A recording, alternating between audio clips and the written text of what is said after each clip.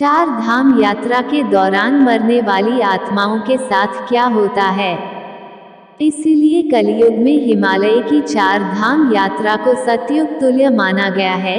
चार धाम अर्थात यमुनोत्री से शुरू होकर गंगोत्री, केदारनाथ के बाद बद्रीनाथ पर खत्म होने वाली वो यात्रा जिसका सीधा संबंध मन, विचार और आत्मा की शुद्धि से है।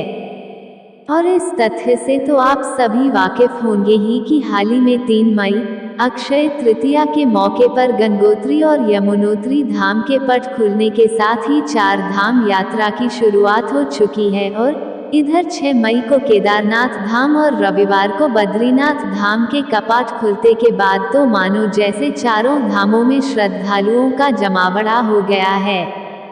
ऐसा होना स्वाभाविक भी है, आखिर साल में एक बार प्राप्त होने वाले इस सौभाग्य को कौन छोड़ना चाहेगा। किंतु कभी कुछ श्रद्धालु ऐसी दुर्घटनाओं का शिकार हो जाते हैं जो मोक्ष प्राप्ति के इस मार्ग में चलते चलते उन्हें मृत्यु के दर्शन करा देती हैं।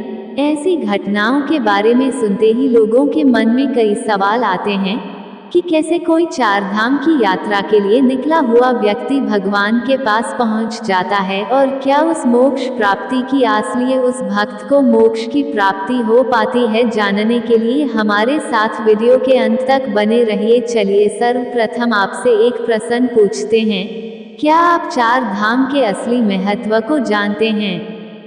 यदि नहीं तो आपको बता दें कि चार धाम में सम्मिलित चारों ही स्थानों पर दिव्य आत्माओं का निवास माना गया है। हिंदू धर्म ग्रंथों में तो इन्हें सबसे पवित्र स्थान की उपाधि भी दी गई है।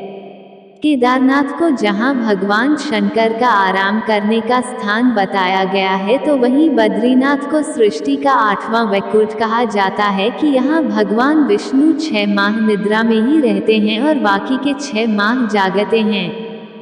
यहाँ स्थापित बद्रीनाथ की मूर्ति शालग्राम शिला से बनी हुई चतुर्भुज ध्यान मुद्रा में है, जहाँ नर नारायण विग्रह की पूजा होती है। यही नहीं, यहाँ निरंतर जलने वाला अखंड दीप भी अचल ज्ञान ज्योति का प्रतीक है। शिव पुराण के कोटि रुद्र संहिता में स्पष्ट रूप से वर्णित है कि सतयुग में बद्रीनाथ धाम की स्थापना नारायण ने की थी, जिसका कहना ये भी है कि भगवान केदारेश्वर ज्योतिर्लिंग के दर्शन के बाद बद्री क्षेत्र में भगवान नर नारायण का दर्शन करने से मनुष्य के सारे पाप नष्ट हो जाते हैं, साथ ही उसे जीवन मुक्ति भी प्राप्त हो जाती है। केदार घाटी की बात करें तो केदार घाटी में 2 पर्वत हैं, नर और नारायण। बताया गया है कि विष्णु के 24 अवतारों में से एक नर और नारायण ऋषि की यह तपोभूमि है। पुराणों में वर्णानुसार उनके तप से प्रसन्न होकर ही केदारनाथ में शिव प्रकट हुए थे। चलिए अब आपको इस यात्रा से मिलने वाले शुभ फल के बारे में बताते हैं। पुराणों में वर्णित है कि चार धाम यात्रा करने मात्र से व्यक्ति के सभी पाप नष्ट हो जाते हैं। यही नहीं, चार धाम यात्रा करने वाले व्यक्ति को जन्म मरण से मुक्ति मिल जाती है। साथ ही ये भी कहा गया है कि इस यात्रा में मृत्यु को प्राप्त हो जाना सबसे शुभ संकेत है। जी हाँ, क्योंकि अब उस व्यक्ति को जीवन मुक्ति प्राप्त हो चुकी है। बद्रीनाथ के बारे में एक प्रचलित कहावत, संभवतः आपने भी इसके बारे में सुना हो कि जो जाए बद्री वो ना आए ओद्री, अर्थात जो व्यक्ति बद्रीनाथ के दर्शन कर लेता है उसे पुनः उदर यानी गर्भ में नहीं आना पड़ता।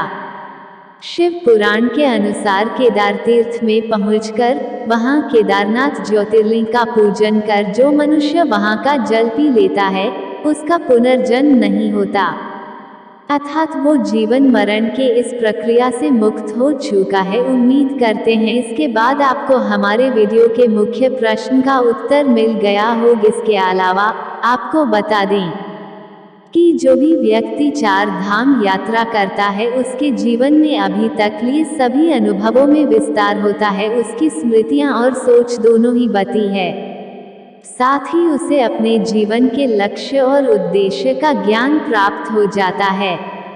अक्सर लोग जीवन के अंतिम पड़ाव में तीर्थ यात्रा पर जाते हैं, लेकिन जो युवा अवस्था में ही इस सौभाग्य को प्राप्त करता है तो जानो उसने ही सब कुछ पाया वही परिपक्व और अनुभवी व्यक्ति है।